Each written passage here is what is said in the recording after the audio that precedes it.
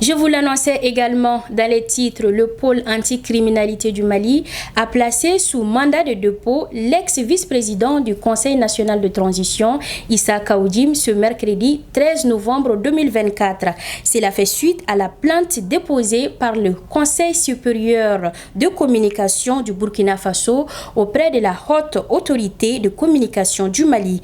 Il est poursuivi pour offense publique envers un chef d'État étranger et injure par le biais d'un système d'information.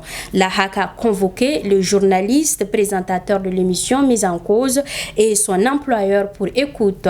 Ibrahim Touré nous en dit plus. L'ancien membre du Conseil national de transition, CNT, Issa Kaoudim est placé sous mandat de dépôt ce mercredi 13 novembre 2024. Il est poursuivi pour offensive publique envers un chef d'État étranger et injure par le biais du système d'information par les pôles anti-cybercriminalité du Mali. Avant son interpellation, Issa Kaoudim était l'invité de l'émission Rendez-vous des idées sur Joliba TV News du dimanche 10 novembre 2024. En commentant la récente tentative de coup d'État déjouée au Burkina Faso, il a mis en doute les raisons avancées par les autorités burkinabées. Des propos jugés gravissimes, selon les autorités burkinabées qui, par conséquent, ont décidé de porter plainte ce 12 novembre auprès de la haute autorité de la communication. Son jugement est prévu pour le 23 décembre 2024. La HAC a de son côté convoqué le directeur de Joliba TV News et les journalistes présentateurs de l'émission en question devant une commission d'écoute. Face à cette situation, le groupement patronal de la presse écrite réagit. En effet, dans un communiqué en date de ce jeudi 14 novembre 2024, le groupement patronal de la presse écrite déclare qu'il suit avec beaucoup d'intérêt cette affaire entre la HAC et Joliba TV News. Le groupement interpelle la HAC sur son devoir de protection de la liberté de la presse inscrit dans l'article 8 de l'ordonnance de cet organe. Il rappelle aussi qu'aucune disposition des textes de l'AS en vigueur n'autorise à faire des instances de régulation des vases communicants. Cette fois-ci, nous partons à l'international. Les enquêteurs ont chiffré la fortune de l'ex-président mauritanien Mohamed Ould Abdelaziz à plus de 43 733 milliards de francs CFA. Le procès en appel s'est ouvert hier mercredi 13 novembre 2024 à Nouakchott, où il est accusé d'avoir abusé de son pouvoir pour s'enrichir. Cependant, il nie les accusations de détournement. Mamali.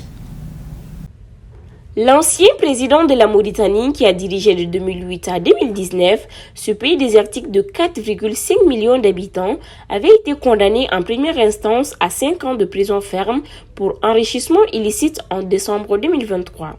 Ses avocats avaient fait appel de la décision. Mohamed Ould Abdelaziz était jugé depuis janvier pour avoir abusé de son pouvoir afin d'amasser une fortune. Finalement, la Cour n'a retenu contre lui que l'enrichissement illicite et le blanchiment. L'ancien président est détenu depuis le 24 janvier 2023 après avoir passé plusieurs mois en détention en 2021. Mohamed Aziz, 66 ans, devient l'un des rares ex-chefs d'État en Afrique condamnés pour enrichissement illicite dans l'exercice du pouvoir. Les enquêteurs ont chiffré son patrimoine au moment de son inculpation en mars 2021 à plus de 43 733 milliards de francs CFA. Celui qui a quitté le pouvoir en 2019 après 10 ans de règne a dénoncé un complot visant à l'éloigner de la scène politique. Selon Mohameden Ould Ichedou, le procès de son client est très politique. L'un de ses conseillers qualifie le verdict d'inique qu'ils feront appel. Le nouveau président élu Donald Trump a rendu visite au président sortant Joe Biden à la Maison-Blanche. C'était hier mercredi 13 novembre 2024.